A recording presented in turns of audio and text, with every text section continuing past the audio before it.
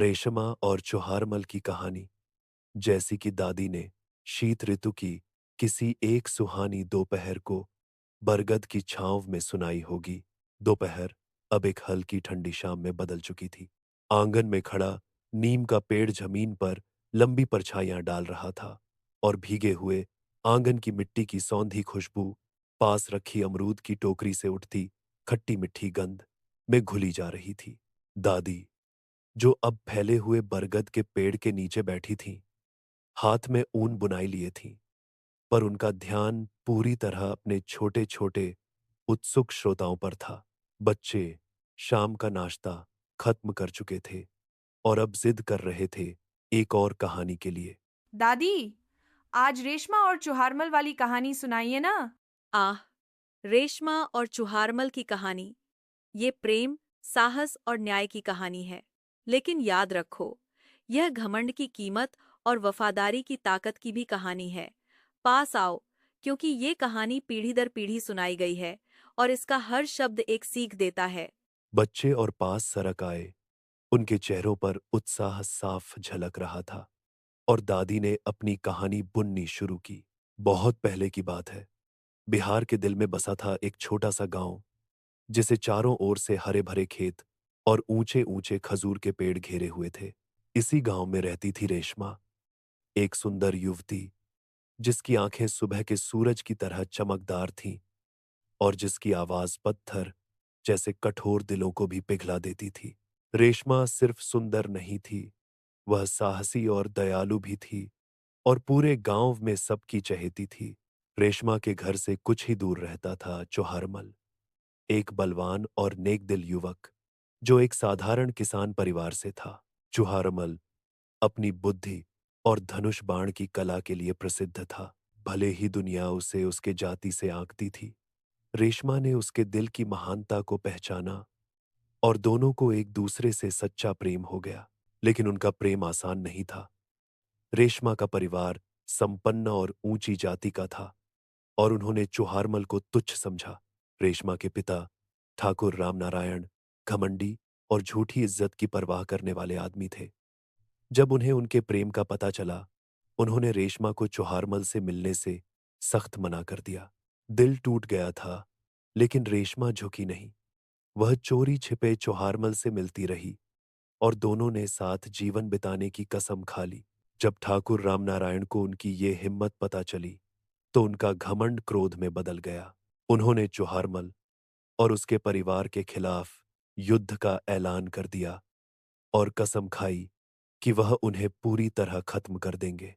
पर चौहारमल डरने वालों में से नहीं था। उसने अपने वफादार दोस्तों और साथियों को बुलाया और ठाकुर की सेना के खिलाफ खड़े होने का आह्वान किया। उन्होंने बहादुरी से लड़ाई लड़ी और चौहारमल के साहस ने सबसे कमजोर दिलों को भी प्रेरणा दी। एक रात, जब पूनम का चांद पूरे गांव पर चांदी सी रोशनी फैला रहा था, दोनों पक्षों के बीच युद्ध हुआ। तलवारों की टकराहट और युद्ध घोष खेतों में गूंज उठे। चौहारमल ने बहादुरी से लड़ाई लड़ी। उसके तीर हर बार अपने निशाने पर लगे, लेकिन ठाकुर रामनारायण बहुत चालाक था। युद्ध की इस अफरा तफरी में ठाकुर के आदमियों ने रेशमा को पकड़ लिया और चौहारमल को फांसने का जाल बिछाया। जब चौहारमल रेशमा को बचाने पहुंचा, तो उसे चारों ओर से घेर लिया गया। पर रेशमा भले ही बांधी गई थी, असहाय नहीं थी। उसने जोर से चिल्लाकर चौहारमल को जाल के बारे में चेताया।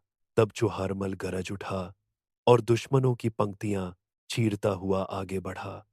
दोनों प्रेमी साथ लड़े, एक दूसरे की ढाल बनकर। अंत में जीत उनकी हुई, लेकिन उसकी कीमत भारी थी। चौहारमल गंभीर रूप से घायल हो गया था। उसने रेशमा से वादा लिया कि वह हिम्मत से जिएगी और उनके प्रेम और न्याय की विरासत को आगे बढ़ाएगी। गांव वाले उनकी कहानी से इतने प्रभावित हुए कि उन्होंने ठाकुर रामनारायण के अत्याचार के खिलाफ विद्रोह कर दिया। उन्होंने ठाकुर को हटा दिया और कसम खाई कि अब कभी जात पात या रुतबे की दीवारें गांव को बांटेंगी नहीं। रेशमा साहस का प्रतीक बन गई और चूहारमल का नाम लोगों के दिलों में बस गया, एक ऐसे नायक के रूप में जिसने प्रेम और समानता के लिए लड़ाई लड़ी।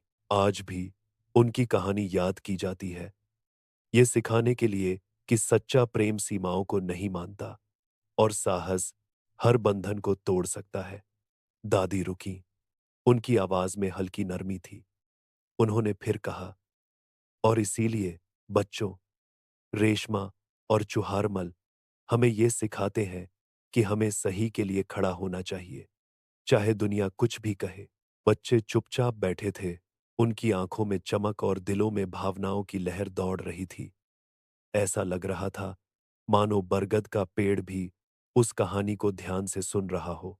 दादी, क्या आज भी रेशमा और चुहारमल जैसे लोग होते हैं? हमेशा होते हैं बेटा। कुछ मशहूर होते हैं और कुछ हमारे जीवन के चुपचाप नायक होते हैं। बात बस ये है कि हमें कभी उम्मीद नहीं छोड़नी चाहिए और हमेशा सच का साथ देना चाहिए। सूरज अब आसमान में नीचे की ओर जा रहा था, आंगन को नारंगी और सुनहरी रोशनी से भरता हुआ। बच्चे धीरे धीरे खेलने चले गए, लेकिन रेशमा और चुहारमल की कहानी हवा में तैरती रही, एक ऐसी याद के रूप में जो प्रेम और साहस की ताकत को कभी फीका नहीं होने देती।